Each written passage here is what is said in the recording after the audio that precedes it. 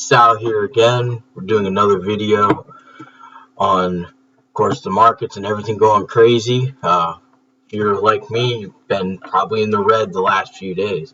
But before we get going, take a minute, like and subscribe, help me out. Get this out here. This is probably going to be a little on the long side as I go over a lot of topics here. But we're going to start off with cryptos in the red. Some of my holdings like Quant. Ooh, I'm taking a beating on Quant. Quant, 109. God damn.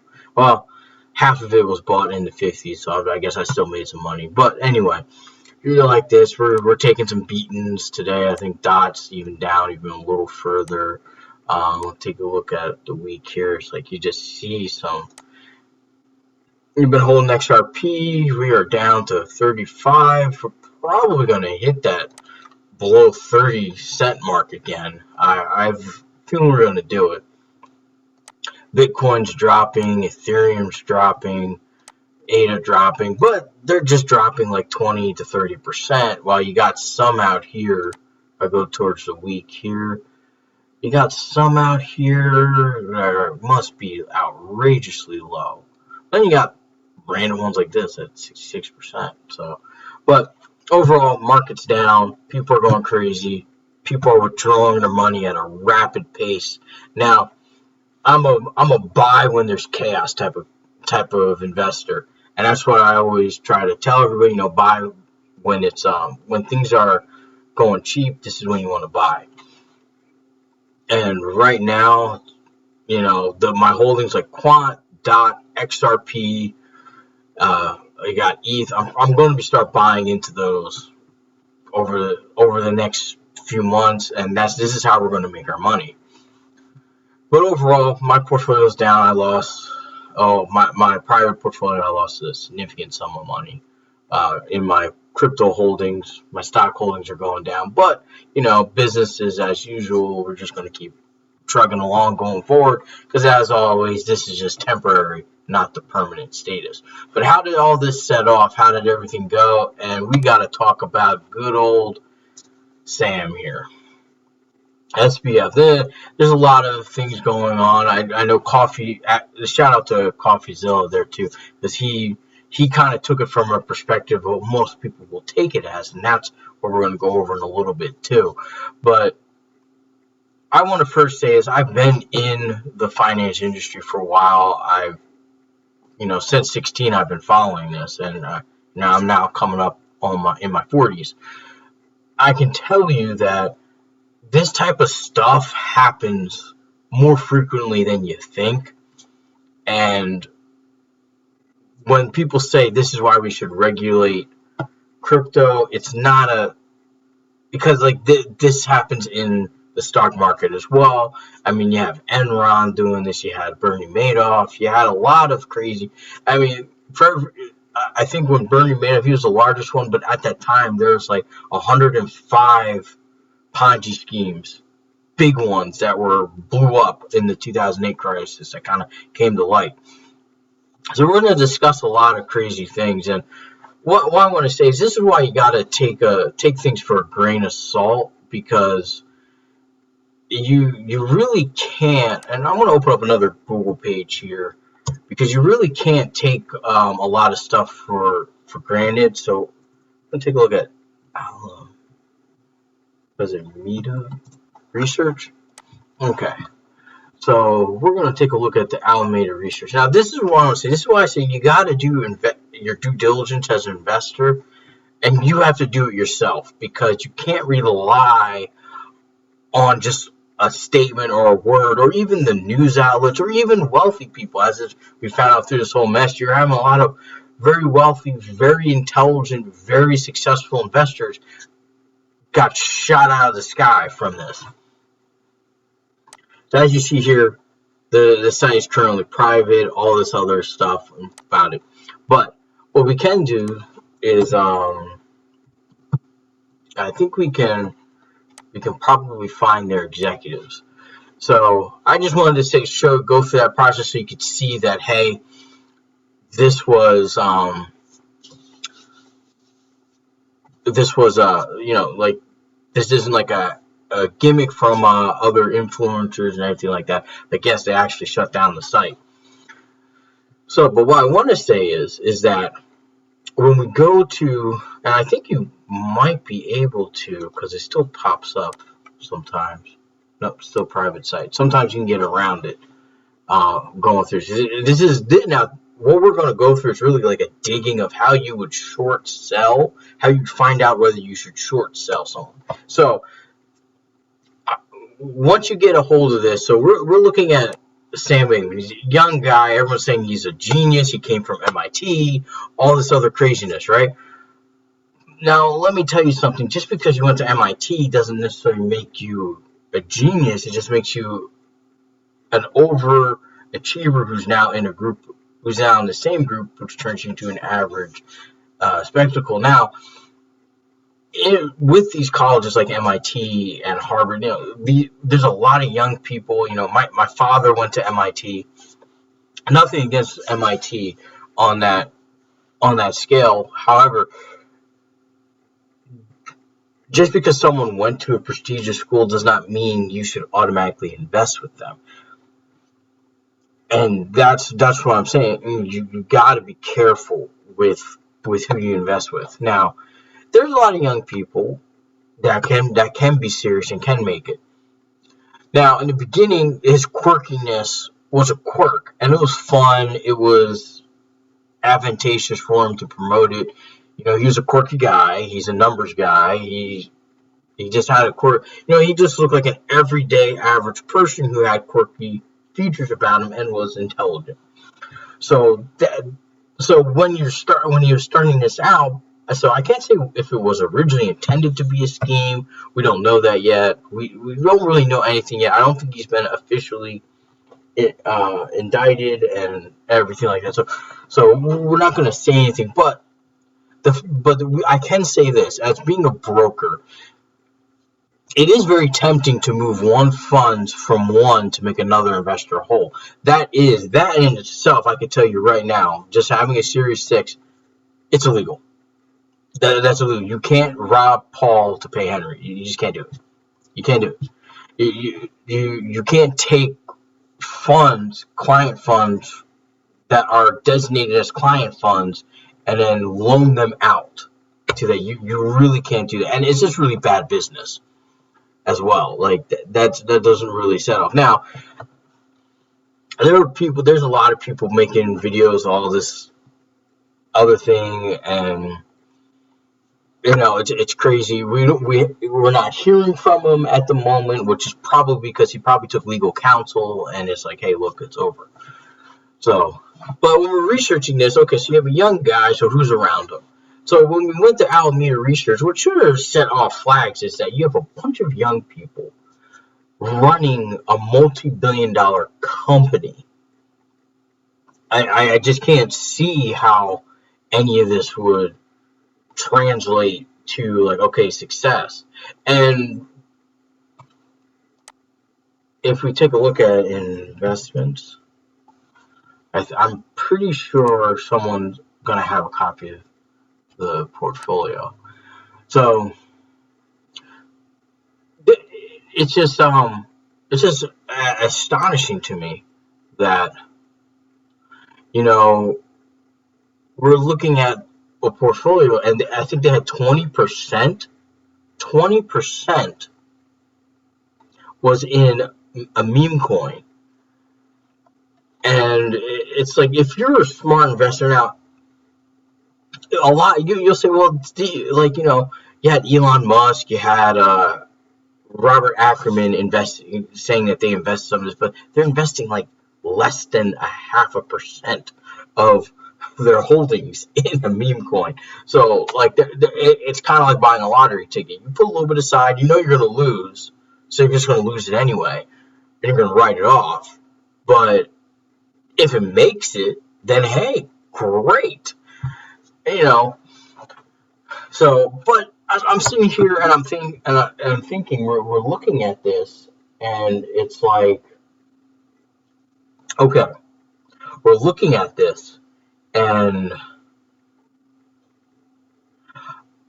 I just don't see where this is where like putting 20%. So if you have $10 billion, you're putting $2 billion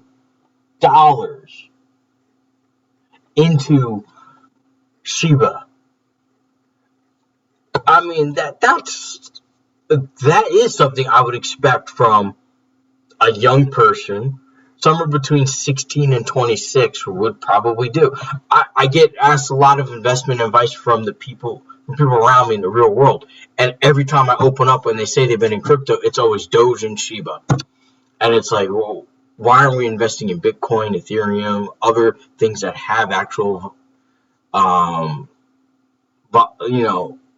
some capabilities, so something that they're doing, but it's always these meme coins looking to go big. And it's like I said, they're trying to get rich off of this whole thing.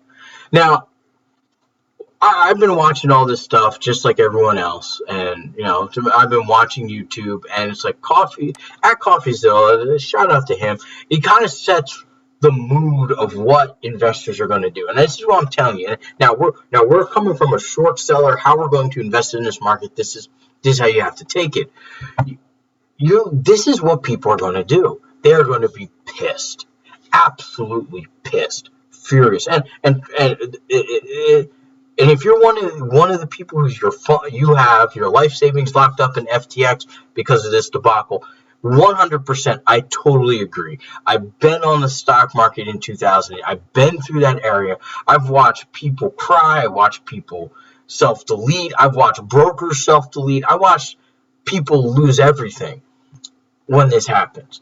And I've seen Ponzi schemes happen. Now they're talking about there was a pension that invested in there. Look, the pension lost money, but they're insured. They're going to get their money back. And by federal law, they get their money back. So they will actually be made whole before everyone else, which is unfortunate because there's a lot of people who, from some of the videos that I've been looking at with FTX, they put their life savings into this 8% return investment vehicle, or I should say, financial product. That's usually what we call the industry in the industry, just a financial product. And basically, and I keep looking at this, it sounds more and more like a Ponzi scheme. It sounds more and more like this was a fraud. And your offer is like, so we go back over to FTX. We are offering 8%. He's offering 8% to get people to put in. Okay. So now I've been in a broker, and I've worked for new hedge funds too, brand new hedge funds, right? They will offer a little higher return, guaranteed return, to get people to invest. If you don't have, say, the overwhelming experience of success, then but you have good track record, and you're trying to get people to give you their money for investing, then you often say, hey, look, we'll give a little bit more return here, we'll do this. Or like, hey, let's just say you're a business and your business model is debt collection. You would offer like 3-4% on certified deposits with your business for clients. They're a little better than the going interest rate, so you can get money to do business. Same thing with commercial bonds. Big companies do that. You get a little better return, a little bit more risk, but you get a little bit better return. But 8% in a time where nobody was doing it is kind of like it's kind of a red flag. So it's like you have to look and say, okay, how is FTX giving me 8% and they're making money? I was like, okay. So now I got money in BlockFi. I will admit, but I got a little bit of money in BlockFi. If I lose it, I lose it. It's like it don't matter to me. Now I don't have my life savings in it. I don't. And this was saying, even I'm a broker. If you got your life savings, put your damn life savings to an investment advisor like Northwestern Pacific, ING, Merrill Lynch. Go with a brokerage firm. Once you get a significant sum of money, put it with a brokerage firm. Let that guy manage it. They're going to give you like a 2 to 3% annual return. That's fine. You don't have to be greedy with it because this is money for you to survive off of when you want to retire. And it's money you're never going to touch. So that's why you always do that. But there's so many people, they said, hey, and I could see this guy give a very convincing argument. Now, we're also in an era where a lot of people are like, screw the wealthy, screw the rich, screw everything. And it's like, and this is what I have to say, because there was a video about a guy that has been banned everywhere on here, and he was saying how he would distrust this guy because he is showing a lot of he's showing that he's supposed to be very generous. He's giving everything away. He's not driving expensive cars. He's dressed very plainly. Like, I could tell you, well, one, the era of that was like the Zuckerberg era, and that was like 2 decades ago. It's over and done with. When someone's coming to you with that, saying, I don't do this, I don't spend a lot of money, I'm going to give it all away.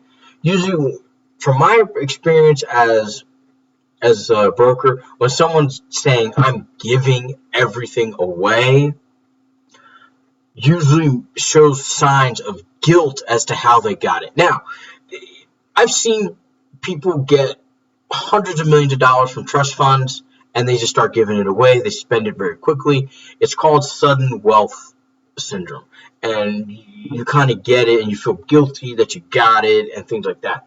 But when you're stealing it, I noticed that every person who's done a Ponzi scheme, they just give it away, and they're advertising. Like Bernie Madoff gave away quite a bit of money to Holocaust funds, anything related to the Jewish and Hebrew communities, also to just general causes, cancer researches, all that stuff, right?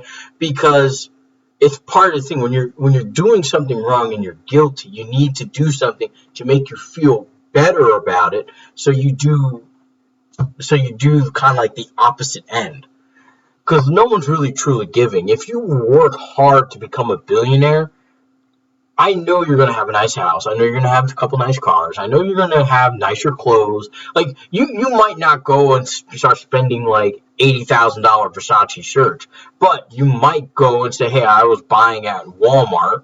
I might buy, a couple nice suits from Neiman Marcus. I might buy some nice shoes. I might, your wardrobe will get redone to the style that is you. To sit here and try to show that, hey, I'm living the same way I was when I was broke, is kind of saying, hey, trust me, I'm not going to spend your money.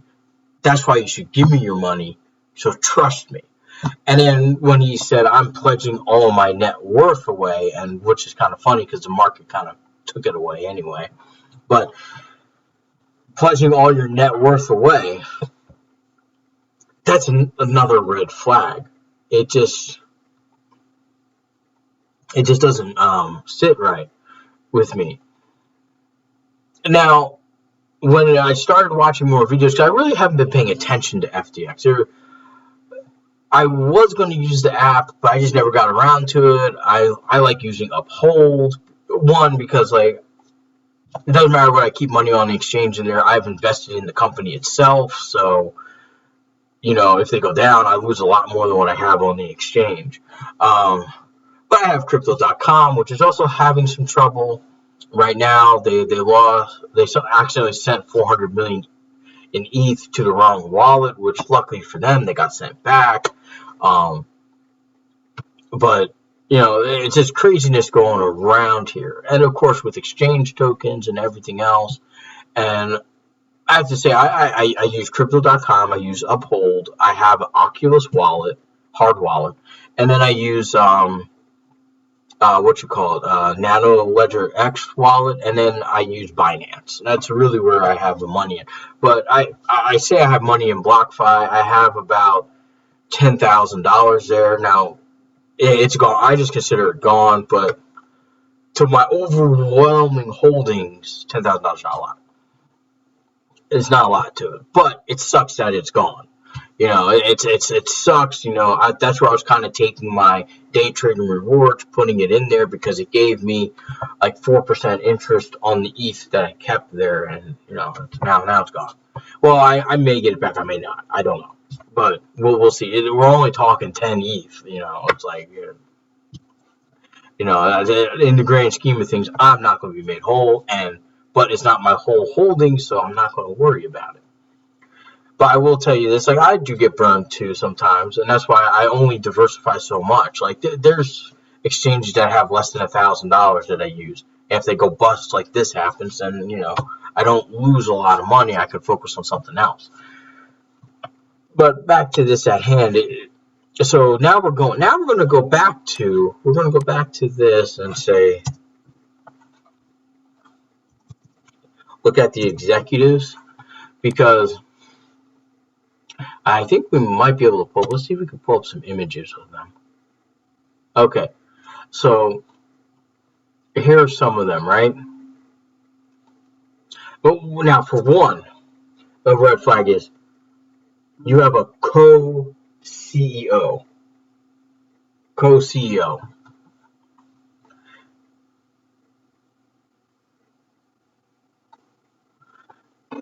A co-CEO. I just can't get around. Like, there has to be one person in charge in a clear direction. When you have two people running a company that have the same position, same title, it's like you have two conflicting interests, you have two conflicting strategies possibly, and then this, of course, leads to arguments.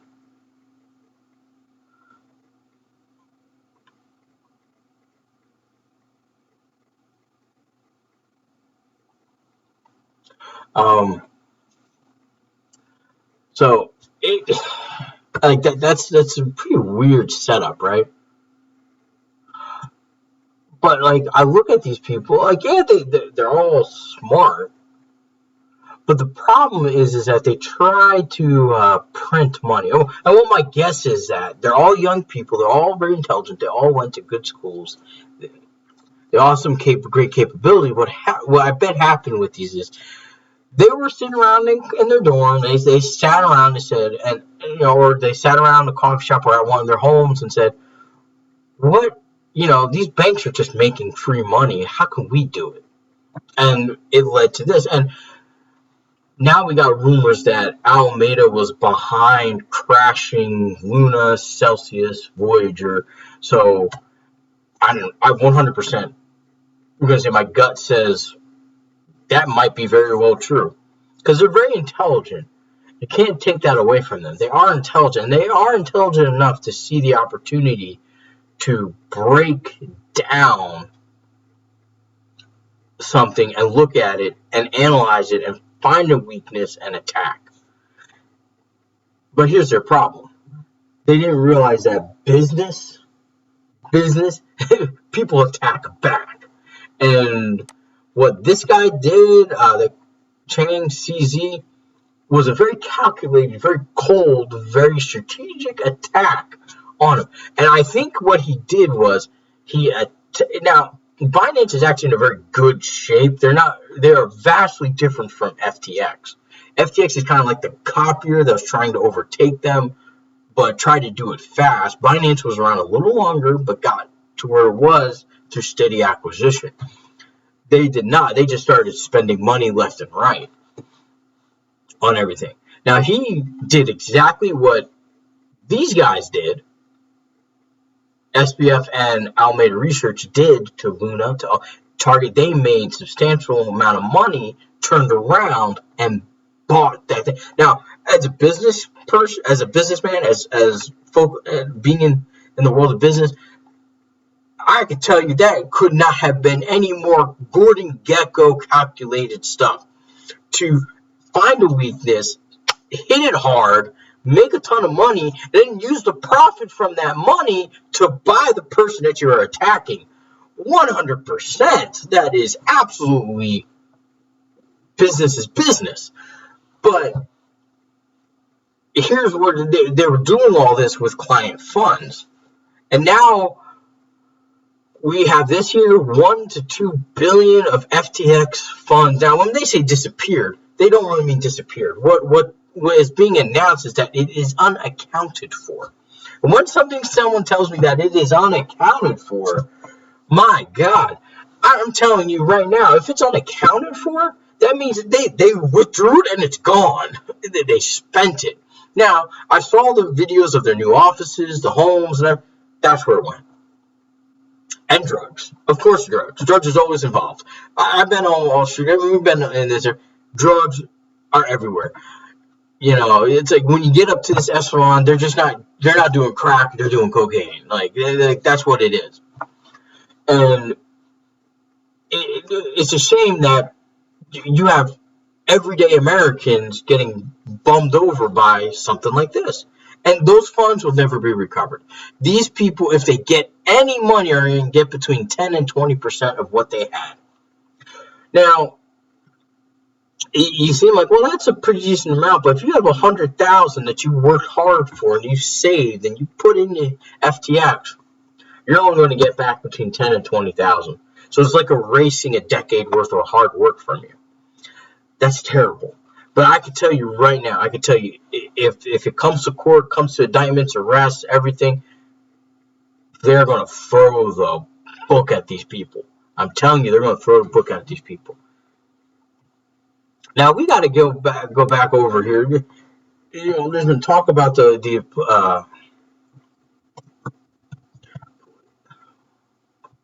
cool. Let's just go over here. All right. Let me go to the image because that actually looked like a good one, right? So here it is. So, you know, it's just he formed an intricate web that is kind of working against him right now. So, and I have to say, this is starting to look like a lot of Bernie Madoff type stuff. The only difference that he did differently than Bernie Madoff is he didn't work for the SEC. He didn't have connections to the SEC, but he was trying to make connections to political entities that can help protect him. And I can tell you right now, this does not look good for a Democratic side. Especially some of their candidates. They may have a lot of fallout from this. Because there's this guy, he pledged over $1 billion to them, right? They're not getting it, so 100% they're going to try to throw the book at this guy. They're going to throw the book, the whole library, everything they can at this guy, right?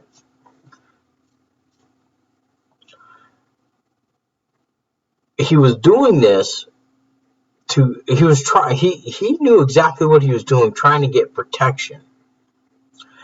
And now you're going back through his tweets and everything, and you're kind of saying, okay, this guy is saying, oh, I didn't know. And it's like, dude, you're in MIT. You can't say that, oh, no, I didn't really go to MIT. I went to community college. You can't fault me for this. It's like, you went to one of the prestigious school known for having intelligent students and intelligent people teaching there, intelligent people coming from there.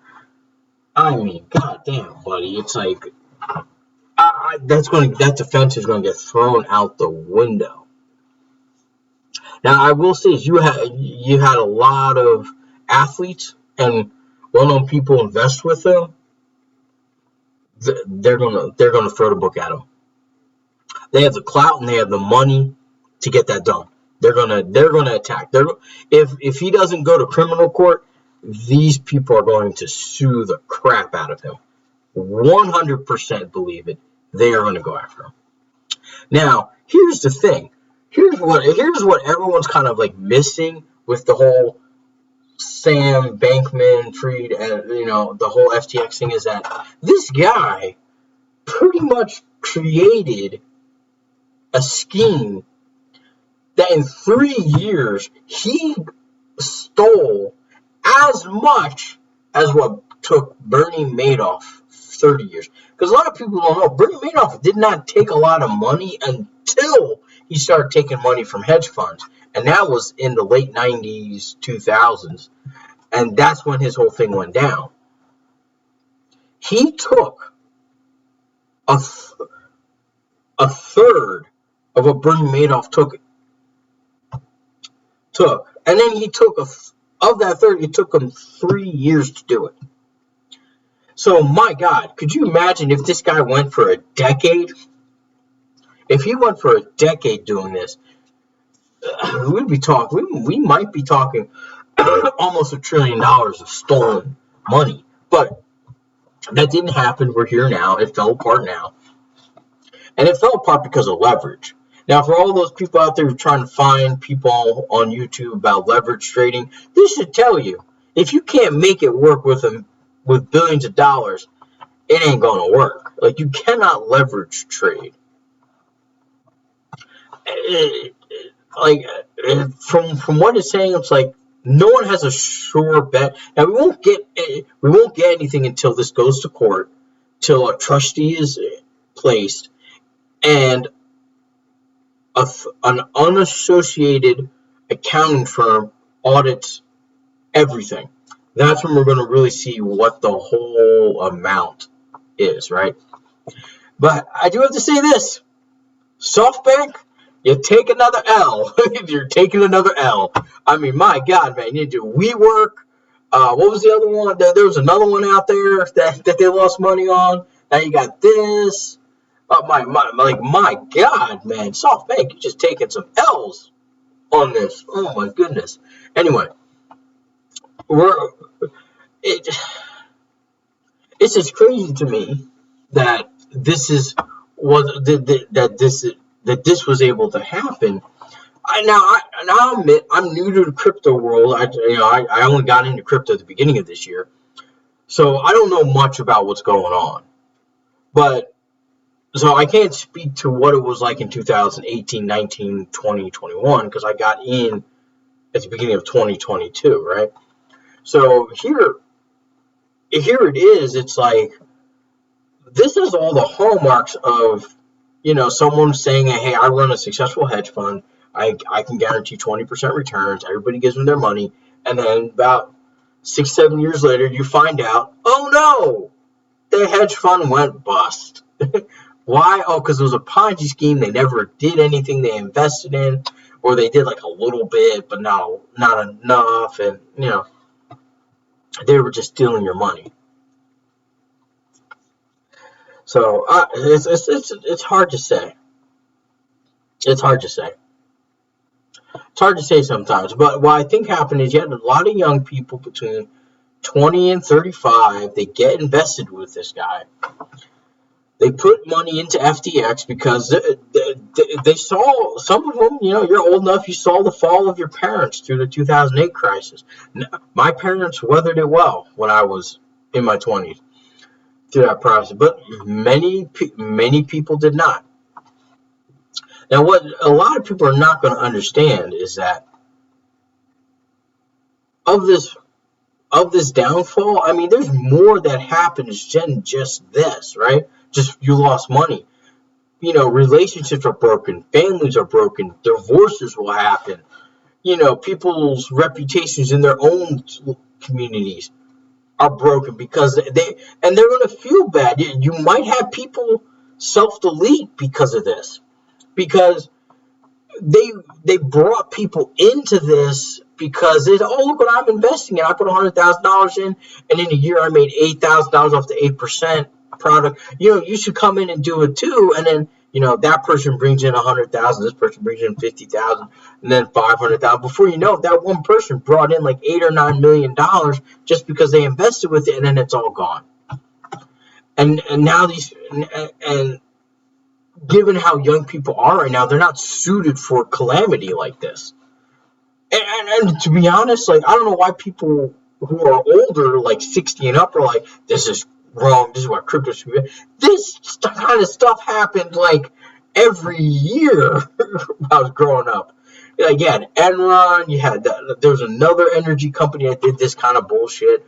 There was a bunch of trading firms. There was Obsidian Investments that did this. I mean, there is just a ton of stuff. Like, we could probably go on and find like 4,000 or 5,000 cases pretty quickly that have this exact same kind of chart and blow up thing. And this is where I say CoffeeZilla is right. His approach is they're gonna come at these guys that promoted it. So now I can't speak on, because like I said, I can't speak on someone I haven't personally met. But though I saw the video that he did of people that said, oh, well, like he was hitting the influencers hard. It's like, look, I'm going to tell you right now, a lot of the influencers, they have never had their Series 6. They never worked on Wall Street. They just kind of fell into this market. And yes, it makes a lot of money because people are always looking to get rich quick. People are always looking to do well. But I can tell you right now, it's like I was a broker. I was a banker. The hate people had for me when I worked on Wall Street was just absolutely phenomenal. Like, people will hate you for that. Because they lost everything and you did not lose, and now I'm upset with you. And, some of these guys, apparently some of them got millions of dollars in sponsorship fees from FTX. And you know what it's going to lead to? It's going to lead to hate. The dislike and the vitriol is going to become hate. And I can't say, because I'm not going to argue with them. Like, I've moved a lot of money, and I get it. I've worked at a hedge fund. It's surreal when you're looking at a screen and you're seeing $500 billion in an account. It's just surreal. And it's really surreal when you get a check offered, like, here's a 7-figure, 8-figure check. You're like, this is mine? This is mine. Are you sure? Yes, it's mine. It's hard. It's hard. So, I get it. No, I get it. Like, a lot of these guys, people forget, a lot of these influencers had a very humble beginnings. So, to work up your channel to the point to where someone's like, hey, here's $1 million, offer my product. And I'll give you a little bit of commission for everyone that comes through your affiliate link. It's like, I can't argue with that. Shoot, I know a lot of people that will take $100,000. Shoot, I'm not even safe from it. Everybody's got a price. I might not take 100,000, but who knows? You might come down and say, "Here's 10 million." I'll be like, "Sure, cut it." It's like it's hard to say. It's like we're all human. We're all make mistakes. We're all fallible. But I know how people are, and they are going to attack. They're going to desubscribe. Give it about a week. These guys are going to be giving like a "I'm so sorry" apology, but a really heartfelt apology. Like, they gave an apology, but they're going to give a real apology in about a couple weeks when their money's going down, their viewership's going down, everything's going down. Because, and it's hard because YouTube in itself, I don't even think this guy CoffeeZilla did a video of it way back in the day. I watched it, but people do this stuff for self-validation. Hell, even I do it. I'm for a little bit of validation. We're all human. We want to be valued. We want to have some sort of validation as to who we are and what we're doing. And this is just insane. So you have that, and now we're going through all these collapses, right? Every single channel is putting out something on him. And the more we dig, the more it gets. It's like, my goodness. Like, I'm not going to go into some of the other ones because some of them did really go into like the relationships that the executives at Alameda Research and FTX had, and it's like that really doesn't really affect too much. At the end of the day, I've worked in environments. We know there's always someone sleeping with the boss. There's always relationships will happen. So things will happen. I don't really care. But what is occurring is that they use the money to fund their lifestyle, which, there's plenty of videos out on there. I think almost every single person in the financial space of YouTube has done a video on it. So you guys can definitely go and take a look at that. But it's like And I was surprised that, you hear people like Kevin O'Leary, who is very intelligent with money, lost money in FTX. But you also got to remember, Kevin O'Leary is at a point financially, if he lost $200 million, it would suck. But it's not the end of the world for him. The people who lost 200,000 putting client funds in FTX that were told that they were safe and they were not safe is the problem. And they are going to, these guys are going to burn YouTube down probably with all the hate. Like, I can only imagine. I'm going to try not to show the video of it, but let's go back to CoffeeZilla, take a look at his video. Like this one, sorry you're bankrupt. All right. So I'm just going to pause that. There we go. Finally, it took forever to pause. But if you look at the comments here, all right, you just look at the comments, like, my God. Like, this guy it's only been, a day since it is, so we got over almost 4,400 comments on here. And people are like, yeah, I'm glad I pulled out. I deserve this. I fucked up. All this other stuff. Like, and then they're cracking on them. I'll have to go back through and look at this, but my God. And then you go into the replies, and it's like,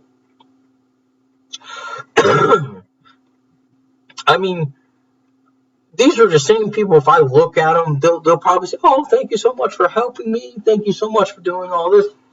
I'm telling you that the audience turned right quick on these people. All right. So now you got people like CoffeeZilla, Spencer Cornelia, or whatever. I can't pronounce names for shit, but you got at Spencer. Now they're going to come into play because they're going to be making videos hand over fist about this, saying, I told you so, I told you so, I told you so, and I told you so. Which is true. They're like, those two guys are very intelligent, very trustworthy, I would say. And, when it comes to calling out people, they call out people. They call out people on both sides too. They don't really have an agenda. No, they just call it for what it is. If it's a turd, it's a turd. They're going to say it's a turd. So that's the kind of process that they are in.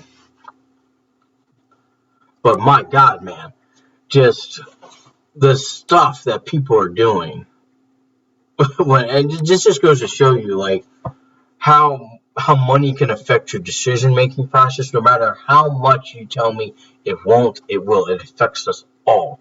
That's why whenever I try to advise people, and when they get to that wealth status that they're looking for, what is the thing that you want the most? Not something you give away. What it is that you selfishly want for yourself. And it's always comes to, I want a nice home, I want a nice car, and I want more time. That's it. So we're going to work to accomplish that. And then I go as far as say, what nice car do you want? Do you know how much it's going to cost? Okay, this is what you're going to have to earn and have net worth at to be able to afford it. And people go, okay, well, yes, that's true. I like that. So it's like I said, you guys just got to be careful. This is a process of doing your due diligence. Now, coming across all this information, and if this hadn't gotten out yet, this is what short sellers were doing to FTX and FTT token as it just plummeted. Let's just pull it up here. Can I even search for it? I don't use that to search for it. Oh, here it is. Okay. FTT. All right, let's go take a look at it on CoinMarketCap, right? So we're looking at 7 days, right? My God. Okay, so let's take a look at a month, right? Sitting pretty stable, right? Plummets. Now, they did say they will offer, when CZ was saying we're liquidating the FTT token out of their books, they wanted to buy it over the counter so it wouldn't affect the price. But he pretty much just unloaded, which when they said at 22, which meant that we can't let it go below this price, right?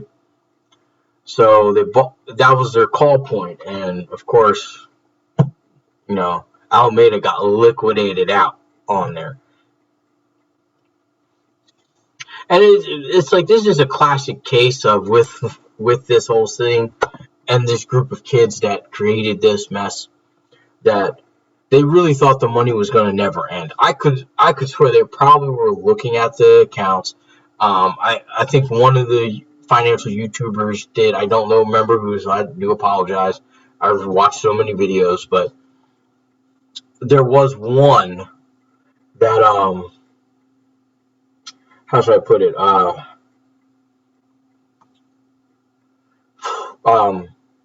There was one that said, oh man, he said it in a weird way that I had to, but anyway, they had a back door to it. They had a back door into FTX, so they could look directly at all the funds, client and company funds, take money out without altering what the books were reporting and change the numbers, which is crazy. So when they opened up the client funds and they saw that there was there billions of dollars in there, what they said was, you know what? We'll just take it for our own. Now, when you're in exchange, when someone buys from it, you take your commission off, and so if you buy $100, they'll take a $5 commission, 5% commission, right? And just doing that is easy. So they take $5 out. So what actually is in the client funds is $95. $5 went to their fund. So now when you withdraw and your sale order says this is what you make, which is why I rock with Uphold. What you buy is what you buy is what you buy, and it has a distinct list of what they pay, and they are expensive. But this is why you stick with the person who's expensive, because they know their worth and they're making their money off what they're supposed to do, so they're less likely to steal the money out from what you have. But going back to this, it's a bunch of young kids. I mean, to see $10 billion sitting in an account, I can only imagine. And since they were in a trading fund, and a lot of them had no experience in a trading fund, I'm going to safely assume that it was overwhelming for them, and that's what led to this. And this is where I said, you guys got to be careful. Like, you have to be really, really careful with where you put your money in. And before you get involved in messes like this, make sure you are funding a nest egg that you don't touch, that you know is insured, that is placed with a reputable company. Someone who's been around, who says, I just watch your money, I will tell you what to look out for, and they have a fiduciary responsibility to advise you on the correct course of action. That's where you should put your money in. So don't try to get rich with pennies in your pocket.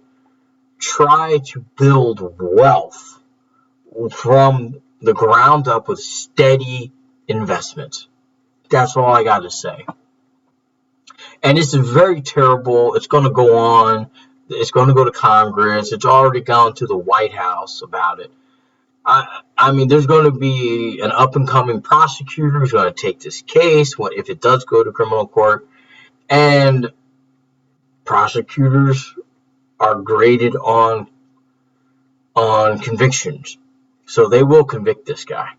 They will convict him. The hardest thing they're going to have to do is they're going to have to prove criminal negligence, criminal intent, and the intent to commit fraud. So, and being that they might not have been watching him, they might have been watching him, but I can tell you right now, the SEC was not even paying attention to him. And there's a whole circle around that. So I think even the head of the SEC might be going to jail because of this. Who knows? So I just say you got to be careful, be cautious, always diversify where you put your money. Just like you diversify your investments, diversify the businesses that you put your money into investment avenues in. Like, you use multiple exchanges, multiple brokerage firms, multiple financial products and banks and everything. Like even myself, my personal money is in different banks. Like I have 4 or 5 different banks that I put money in, and I just usually leave, and I have one completely unused bank for what I use my personal finances off of. But with that said, guys, stay safe out there. You know, this whole fraud thing has been crazy. You know, this whole FTX token thing has been crazy, and now exchange tokens are kind of plummeting. I mean, good buy, more or less, but they're plummeting in value. We're gonna look. Crypto's going to be bleeding for probably the next week or two as this goes on, and then regulation will set in and kind of make the world a little safer for everybody. And this is why they say you have to be an accredited investor to make more risky bets that can make you a lot of money. But what people don't understand is when you make these risky bets without any safety nets, it leads to stuff like this, and it's just absolutely terrible. And I know it's a little bit of a rant, but it's like I just had to let people know. It's like my one point of this video is just like, I know I was bouncing around, but you can't, like, this isn't systemic to only crypto.